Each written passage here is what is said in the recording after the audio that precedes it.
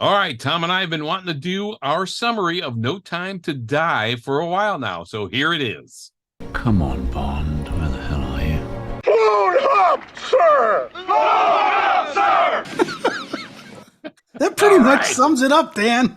Blown up, sir. All right, that's where Bond is. That's our summary of No Time to Die. All right. All right, since Blew up the whole damn franchise with that one little bit. Since we got a long time to wait for another James Bond movie, it seems, we're looking for ways that EON Productions may be able to get out of the corner that they painted themselves into at the end of No Time to Die.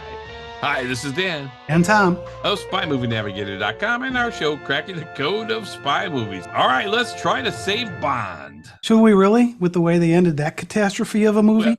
Well, we're going to try to help them out of the corner. That's what we're going to do right now. Well, they sure painted themselves into a corner. Yeah. Now, look, Q tried to teach James Bond two things all along, right? And James Bond sometimes does not listen to Q. But he never returns the equipment back in one piece. No, but in this particular case, Q says to James Bond, now pay attention, 007. I've always tried to teach you two things. First, never let them see you bleed. And the second? Always have an escape plan. So, Bond has been trained to have an escape plan always. Yeah, it just seems sometimes Bond doesn't listen to Q, and certainly in No Time to Die, did he have an escape plan? Not a good one. Seem like it.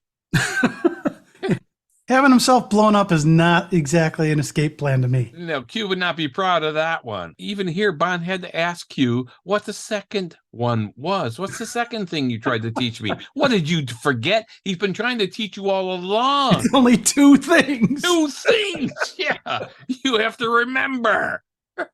Don't let him see you bleed. And always have an escape plan. I guess James Bond did not heed Q's advice at the end of No Time to Die, since he is blown up, sir. All right, Dan, let's get crazy. Yeah, now, Dan, we've said on earlier episodes that we weren't going to speculate on what was going to happen in the James Bond movies from a hiring perspective. Correct. Going forward. Yep. We're not going to talk about hiring ideas. Ew.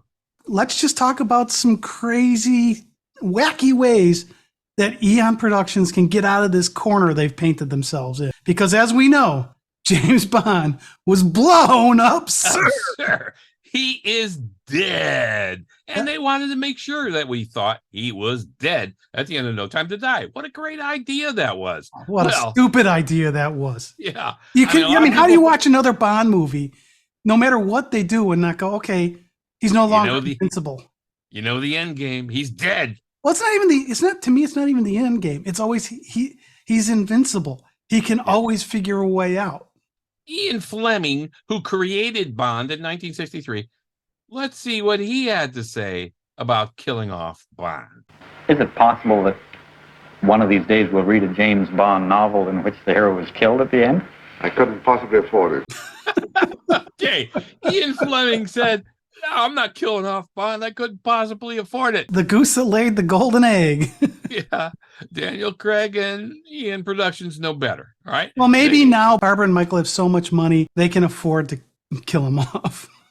Yeah, but I mean, really, they wanted to make it very clear to us at the end of No Time to Die, really, that Bond is dead. And Barbara goes on and talks about this kind of stuff as well. But hey, let's remember then what Bones, Dr. McCoy, in Star Trek said about Spock dying. He's really not dead.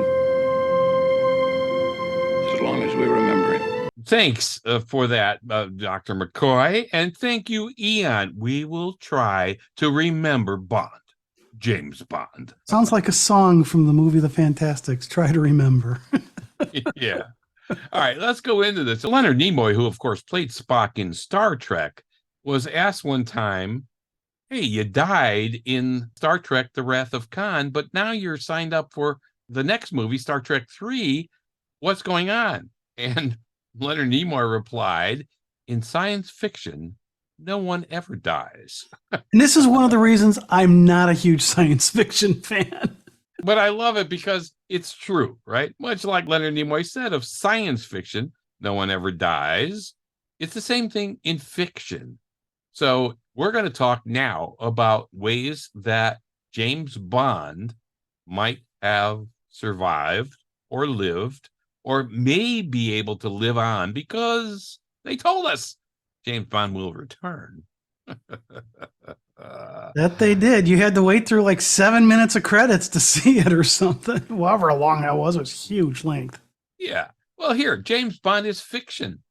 Fleming made all this up, right? Fleming created James Bond in 1953 by putting ink to paper and creating one of the most legendary and persistent characters in all of literature. Bond is not quite up there with Sherlock Holmes yet, but he has survived in a way for over 60 years so far. So not bad. Till the end of No Time to Die, of course. Which was not a Fleming novel. Hey, Bond, where's your escape plan? Yeah, Q told you that, right? All right. We know it is spun as Bond making the supreme sacrifice, his life, to save the world, and more specifically, to save his wife and daughter. Yeah, it wasn't necessarily to save anybody but those two. Yeah, he's kind of saving the world too by blowing all the stuff up, whatever, right? But and then having the missiles coming in to destroy the island. But we know the power of Project Heracles, right? It's a DNA programmable nanobot bioweapon developed under the supervision of M. Project Heracles' nanobots target a certain person for death in No Time to Die through their DNA, but are harmless to any other person without that particular DNA. And it wasn't just targeting a person. It could target a race. It could target a family line. Right. Right. Whoever has that DNA. Yep. But now, Safin, the bad guy in No Time to Die, he turns this into a weapon of potential mass destruction for price. He's trying to sell it. But he made sure that Bond was caught in the middle of it. If he survives, Bond, his daughter and wife would certainly die eventually. Okay, so he's the hero. Barbara Broccoli said he's made the supreme sacrifice, blah, blah, blah. Oh, isn't that fantastic? We killed off Bond, but he died for the right reasons. Oh, isn't he great? Oh, man. Yeah, Barbara, Bond is dead. Maybe. Yeah. Okay, Houston, we have a problem. We who stayed for the very last words on the screen when we went to see No Time to Die, we saw the ever famous James Bond will return. The dude just got blown up. How the heck is James Bond going to return? Why kill the goose that lays the golden eggs, like you said before, Tom? Well, wait a minute, they did. So now what?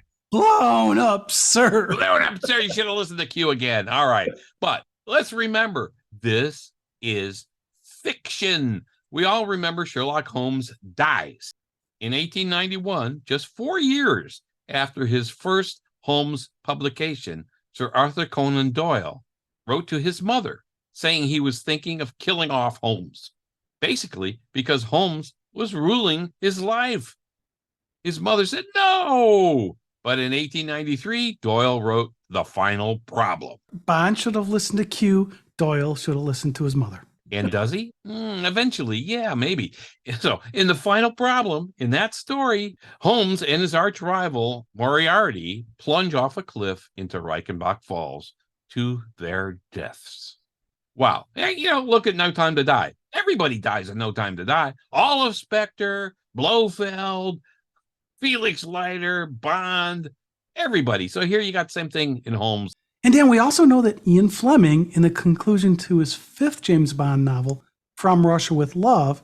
Yep. And if you remember in the movie when she's got the poison, the knife at the end of her shoe, in the book, he gets poisoned in it, unlike what we saw in the movie. So maybe Fleming was going to kill off Bond too. Yeah. I mean, and even if you look at the book, You Only Live Twice. In that one, Bond ends up being a Japanese fisherman with amnesia. Yes, true, in the book. Yep. So was Fleming twice now giving himself an out to get out of Bond? It Who could knows? be, and it could be the same reason Arthur Conan Doyle said it's consuming you. It's ruling your life. But Sir Arthur Conan Doyle received such an outcry from Holmes fans demanding that Holmes return.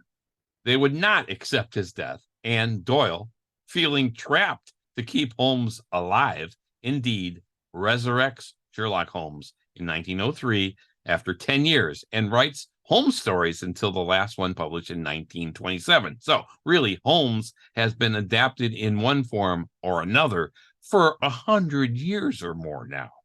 Well, that's pretty darn good. But I will say, it was 10 years later. And at the pace Eon Productions is going, we could They're be right on 10 years track. later for the Bond 26. If They're they're right on Bond track. 26. I mean, Amazon's got to make them do another one, right? I mean, they Yeah. didn't buy that company to not have another Bond.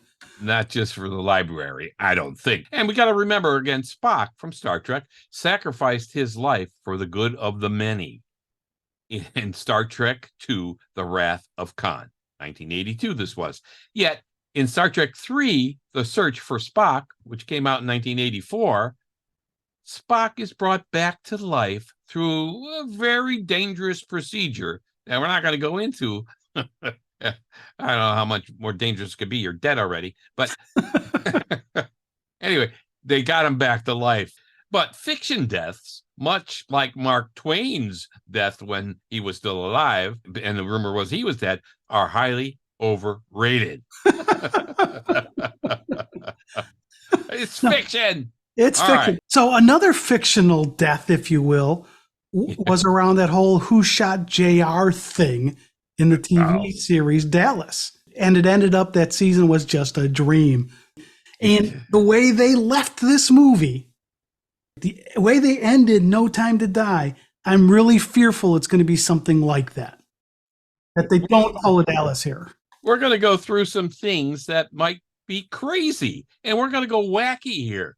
We're going to come up with some stuff here that could keep Bond alive, but it's going to be probably, I'm sorry, Tom, but wackier than JR, I think. So Tom and I are casting a very wide net out here into the fiction universe for ways that Eon can get out of the corner that they painted themselves in. And if you don't believe they painted themselves in the corner, I'm sorry. Okay, fine. You have your opinion. They painted themselves in a corner. That's our opinion. Everybody has an opinion about this, that's for sure. Yeah.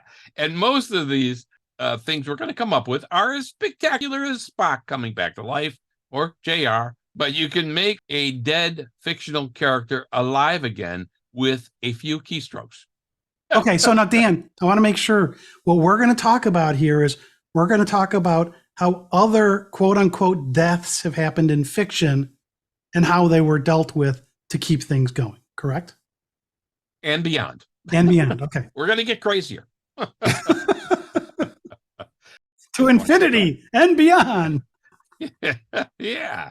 All right, fake deaths. First of all, everybody knows there's been tons of movies with fake deaths, right? We know Bond is known for his resourcefulness and his ability to stage his own death with help, of course, usually. He did it in You Only Live Twice, of course. Ashenden did it in Secret Agent 1936 movie. So it is possible that Bond here faked his own death in No Time to Die, maybe to disappear, like Sherlock Holmes said he did, and continue working undercover. So you're saying there's a chance? There's a chance, right? What's the chance he'll go out with me? About 1 in a million. Oh, so you're saying there's a chance? Yeah, it's great. Heck, even in Diamonds Are Forever, Bond fakes his death briefly with Tiffany Case when she says, "You'll kill James Bond," when he puts his card into Peter Franks' wallet to make it look like it was Bond that got killed. Yeah, because And like she's Bond- going to know who James Bond is. Yeah, I know. That's the other thing is like, okay, everybody knows who James Bond is, of course, secret agent. So Bond was quote unquote dead for a minute there, huh? Yeah, right. Fake death again. And Bond has not done this for quite a while. So it's time for him to do it maybe in No Time to Die. Or what about that the story was told from an unreliable narrator's perspective? I mean, we do know that Swan tells something to Matilda, James Bond's daughter, with Swan at the end of No Time to Die? Mathilde, Quoi? I'm going to tell you a story. About a man. His name was Bond. James Bond. Oh, Sounds like she's Dallas to me. she's going to tell a story. My question is, has she been telling us the story the whole time? Here, this whole story in No Time to Die. Is No Time to Die her James Bond fiction? Yeah, is that her fiction? Her idea of what happened? Kind of like Fleming's novel, The Spy Who Loved Me, was not told from Bond's perspective. Maybe this whole movie, No Time to Die, was told from Swan's perspective. And it's all wrong. Could be a ruse to fool us, or just inaccurate because Swan does not know the whole story either. So Okay. that's one out. So if this out happens, Dan, you know I flew to England to see No Time to Die because it opened there before it came here. I was worried about the ending of this story. I needed to see it before I heard anything about it. Yeah. If this theory holds about this being Swan's story, if you will, I'll probably vomit. And two, it's one of the reasons I will not go see Bond 26 until I hear about it. Okay. Exactly All right. the opposite for No Time to Die. All right. Because if it is that story, I'm not going to bother going to see it. All right. All right. So that's one theory, Dan, right? That's one. Let's go to Like I another say, one. It's going to make me vomit. So now there's another way we could deal with this going forward, because Bond movies are replete with gadgets and the best technology. Yeah, that's true. I mean, Yeah. heck, MI6 was behind Project Heracles. There could have been a hidden project that somehow thwarts the effects of Project Heracles, some kind of life extending or enhancing technology that maybe was still a secret. I like that. Now, maybe, just maybe, okay, I'm stretching here, it could come to pass that Bond had access to some experimental life-saving technology that allowed him to survive No Time to Die's gruesome end. And perhaps unbeknownst even to M and the rest of MI6 for the moment. Possible? It's fiction. So why couldn't technology get him out of this? Yeah. I mean, What do we- technology got him into it. I mean, would we buy it? Yeah, we're gullible fans. So probably. Again, it's a possibility because it's fiction. So, yeah. I mean, technology got him into the bind. Why not technology get him out of the bind? Because since this is fiction, one possible theory is what they did towards the end of Spies in Disguise, where they used the inflatable hug. And maybe he got into the inflatable hug and the blast blew him off the island, but he was protected because he was in the inflatable hug. I mean, like who that. knows? It's technology. It's fiction. You can do whatever you want. Once you go down the technology route, anything can be possible. And so, hey, I like that theory as well. That's another out for him. But my question was this. I was wondering, is this really Bond who died at the end of the movie? Could it have been a cloned Bond or a person made up to look like Bond? I mean, not sure about that one day. hey, we saw this already in a Bond movie, Blofeld, played by Charles Gray in Diamonds Are Forever. He had the whole cloning machine working already, right? Way back in 1971. So possible? Yeah, it's possible. Or look at Mission Impossible and The Masks, convincing the enemy for years that a person who is not the person being represented by the masks is indeed the person. So confusing, maybe, but possible? Yeah. So it may have been a real person sacrificing themselves, but not Bond. Could Bond have had a whole body double?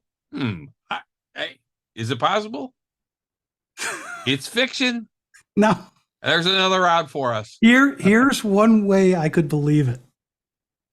What Okay. Daniel Craig did with that character that we quote unquote saw as James Bond Mm. in that movie was nothing like the James Bond we've seen in any other James Bond movie. So it's possible there was a clone in place here because he sure didn't act like James Bond. There you go. Right. Yeah. He's out of character there. All right, 'cause, I mean, he's not listening to the cue. Always have an escape plan. Yeah, okay. So since we're getting wacky here, Let's get wackier. all Right. Maybe, just maybe there could be a secret magic elixir, something like that. I like Right. that. So perhaps some innovative experimental medical procedure, and maybe they inject him or he gets this procedure or something, and somehow he's brought back from death's door. I like that. Why not? I mean, God, we have stuff like that today where you get injected, right? You got an EpiPen to save your life if you're getting a peanut allergy reaction and so on. Boom, and it saves your life instantly. Why not here? I like that. All right. But they have to be able to get to him to administer it. Or he could have it himself. He could have it in his 50 things he's carrying with him in the movie. Okay. Yeah, I was trying to figure out, okay, this magic elixir thing, let's talk about this. And I'm like, well, how the heck would he actually get it? Yeah, there you go. He's got it in one of those packs. All right. All right, let's get really crazy. Let's get nuts now, right? And help Eon Productions out.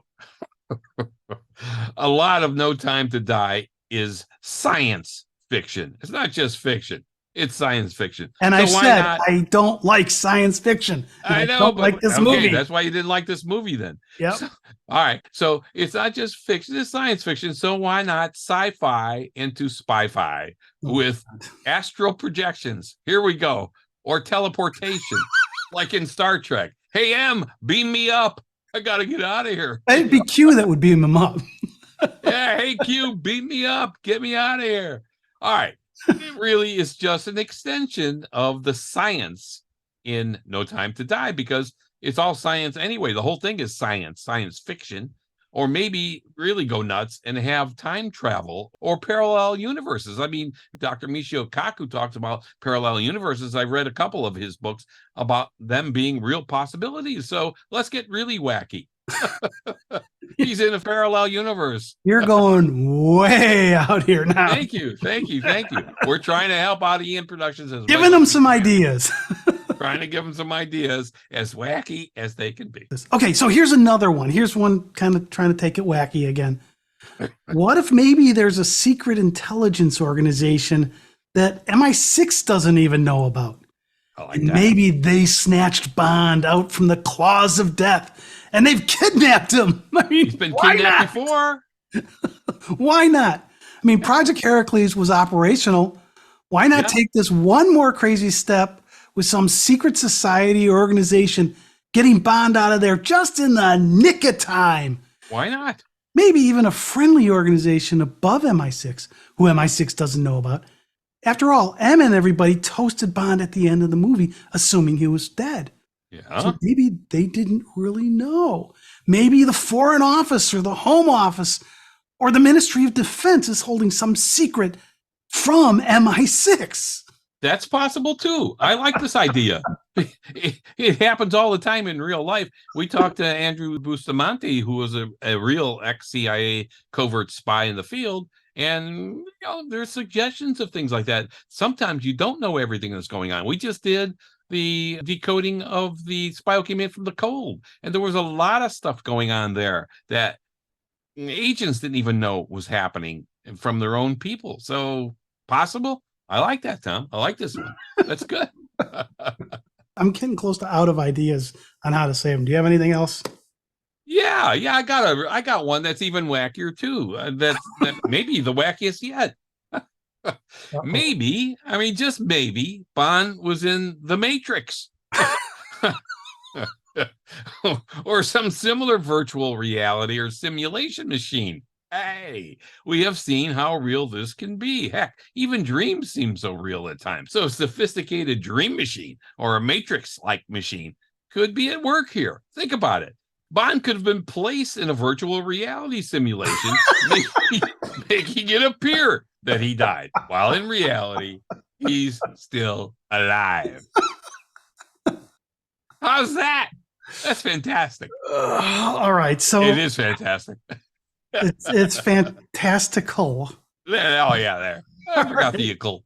All right, so one of our top contributors to our private Facebook group, the worldwide community of spy movie fans, Morgan Lisney, suggested that maybe Bond has a device that neutralizes the incoming missiles from really causing any damage or killing him. Oh, hey, that's not impossible. You got a destruct signal. You can send the missiles sometimes and blow them up. Hey, Morgan, that's good. Yeah, because I mean, now Morgan, yeah, like he says here, this could have happened because we never really see Bond's body exploding into pieces, right? No, we don't. So it's left to our imagination. Now, maybe they just thought that would be too gruesome, but it does give them this out. So it's a good idea, Morgan. Yeah, I mean, you leave it to our imagination, and our imagination is going to run wild, like we are right now. Running wild. All right. All right. So getting more down to reality. Maybe they're just going to do what they might do, right? A prequel or an origin story. We've seen this in Kingsman, Star Wars, and other movies as well. Of course, Bond is dead. So the future of Bond must be his past. And we will see a whole new set of James Bond movies from when he was a boy, being recruited into the service, and so on. Geez, even Barbara Broccoli said that James Bond made the ultimate sacrifice. So, she wants us to think he's dead. Then we know the end game already, right? He's dead. He dies in his last mission. So I don't know. Somehow this would not be satisfying to me when we do see a bunch of prequels. It hasn't really worked for Star Wars. The whole interest in Star Wars has fallen off since Disney took it over because they have all these prequels, all these side stories, all these character stories and everything else. And the interest level is not as high anymore. So, well, and again, you keep talking about the fact that we know the end game. Yeah. And to me, the big thing for me about him dying there is he's no longer invincible and we know it. And yeah. I said this earlier, to me, that's the most important part here because future missions, we know he possibly could die. Where other missions, it's like, okay, we know he's going to get out of it. How's he going to get out of it? Well, that's the whole idea, right? And that's what Fleming meant when he said, no, he couldn't afford to kill off Bond.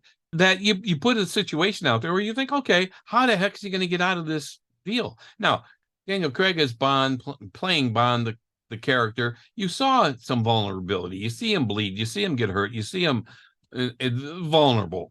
But the ultimate end, getting killed, yeah. No. Okay, now here's another idea. Okay. Maybe EON Productions just ignores what they did. They've done it before. Yeah, put another person in for Bond, and he's on another mission. They totally ignore the Daniel Craig arc and the fact that they did kill off Bond. Blown up, sir. I mean, continuity, we've talked about this in many of our episodes, has never been a strong suit for James Bond movies. So why not just say, okay, we screwed up, killing off our goose that lays the golden egg. So let's ignore it like it never happened, like it should have never happened. Yeah. I mean, if we did not have the writer's strike that got us Quantum of Solace, we probably wouldn't have gotten here. Yeah. And so let's ignore that whole part of Bond's life ever happened. Yeah, ignore it. That's what they can do. And then say, hey, everybody, just forget about what we did. Oops, yeah, never mind. Oh, pay no attention to that man behind the curtain. Let's remember that EON Productions is in the storytelling business, though. That's what they do, right? And with fiction, anything can happen. Any of the stuff we just said can happen. And as we pointed out, it has happened already enough in movies and in stories. So if they keep Bond alive, meaning somehow he survived No Time to Die while everyone else in the movie died, all they need is a semi-plausible storyline. And I'm saying a semi-plausible storyline. And we will all go with it, right? I'm not sure about me on that. any of the crazy things we just talked about in this podcast episode would suffice. So, yeah, okay, all right. We're going to have this willing suspension of disbelief. We'll run with it. But him being dead, I got a problem with this. And you are not alone. Yeah, I mean, because where do they want to go? I mean, do they even have a clue where they want to go? That's a good question. I mean, some part of us says, yes, of course they do.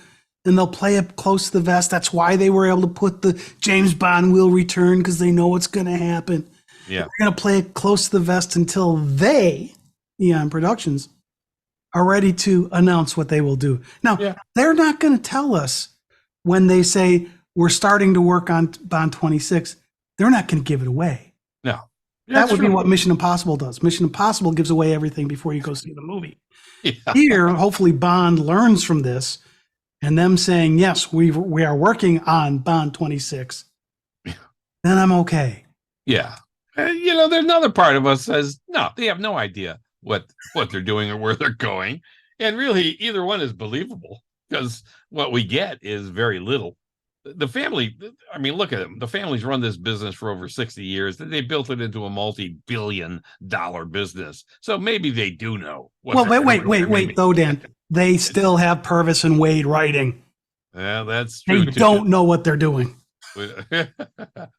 But we're not seeing any evidence of Bond 26 yet.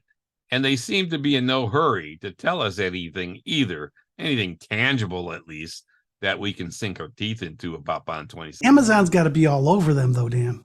You would think, after spending, what did they spend, $8 billion? I don't remember. It was a big number. Yeah, over $8 billion, I think. Maybe it was closer to 9. So yeah, you think they want something back for their money? I mean, they have the catalog stuff of movies, and they're showing them on Prime and so on. But, can I get a little return on my investment, please? Yeah. All right. So we're encouraging EON Productions to take a listen here and pick one of our alternatives and run with it. That's all. Is that asking too much? I don't think so. You talked about the eulogy at the end, right? Yeah. Where Mallory goes through this. Mm-hmm. And he misquotes a Jack London line. The Jack London quote is, and I'm going to only do part of the quote. The part that matters here is, because it's a longer quote than this, but London's quote is, "The proper function of man is to live, not to exist. I shall not waste my days in trying to prolong them. I shall use my time." Yeah. So that's what London's quote is. Yeah. In this movie, they drop the word proper. So they're not saying it's the proper function of man. They're just saying the function of man. Which is bizarre, because he's reading it, right? Emma's reading it from the book. So you would think they'd have Allegedly. the words correctly. It's like, can you read? Read that. I thought this was appropriate. The function of man is to live, not to exist. I shall not waste my days trying to prolong them.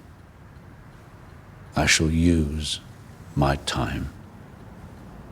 Now, the other part, since you say book, and this kind of goes back to the theory that he's not really dead, that it's a fake death, is that in the novel, you only live twice, meaning you get a second shot at life because we can fake your death. Mary Goodnight suggests the epitaph for Bond, or the obit for Bond, should say, "I shall not waste my days in trying to prolong them. I shall use my time." Yeah, so that's the only line. Yeah, so those two lines, "I shall not waste my days" and "I shall use my time," are in the Fleming novel, Yes. You Only Live Twice. So the weird thing to me in this movie about this is they put the line before it into the movie and drop the word. Yeah, like I said, you're reading it. Yeah, so is this really to kind of fake us out because we're faking Bond's death? And is this telling moment, poignant moment at the end of the movie trying to give us that? Maybe. We don't know, but again, it goes back to one of our outs for Eon, that hey, even M doesn't know what's going on with Bond, that Bond may have survived, right? Something above him, some organization like you were talking about, says, hey, we know what's going on, but you don't yet. And maybe we're all going to find out, because we know one way or another, James Bond will survive. It's a multi-billion-dollar business. It's how much of it will be a challenge to our belief system. How much of a willing suspension of disbelief must we conjure up? Yeah, and it better be a good one. Yeah, and I believe all of ours that we've suggested here have been good ones. Not quite so sure about that, Dan.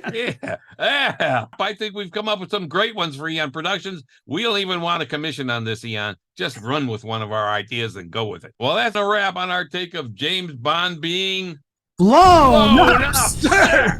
Did we get that right? No, we weren't even close together. Well, that's a wrap of our take on Bond being blown up, sir. This has been Dan and Tom of SpyMovieNavigator.com and our show, Cracking the Code of Spy Movies.